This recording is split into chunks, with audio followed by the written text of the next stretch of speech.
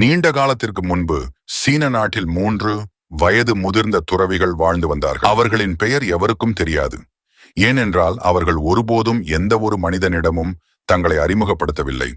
மக்கள் அவர்களை 3 சிரிக்கும் துறவிகள் என்று அழைத்தார்கள். அவர்கள் எந்த வேறு செயலிலும் ஈடுபடுவதில்லை. அவர்கள் செய்யும் ஒரே வேலை சிரிப்பது மட்டுமே. ஏதேனும் ஒரு கிராமத்துக்கு வந்தவுடன் அவர்கள் கிராமத்தின் மையத்தில் நின்று சிரிக்கத் தொடங்குவார்கள்.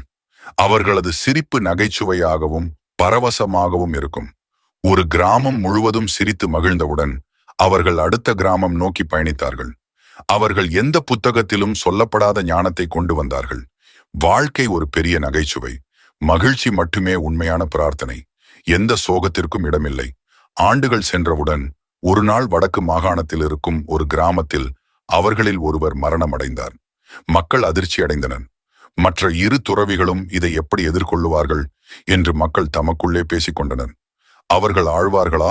அவர்கள் சோகமாக இருப்பார்களா? ஆனால் அவர்கள் சிரித்துக் கொண்டே இருந்தார்கள்.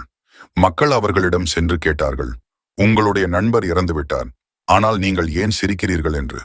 துறவிகள் சிரித்துக் கொண்டே பதிலளித்தார்கள், முதலில் யார் இறப்பார்கள் என்று எங்களுக்குள் ஒரு போட்டி வைத்தோம். அவர்தான் வென்றார். அவர் முன்பே ஒரு மரணக் குறிப்பு எழுதி வைத்திருந்தார்.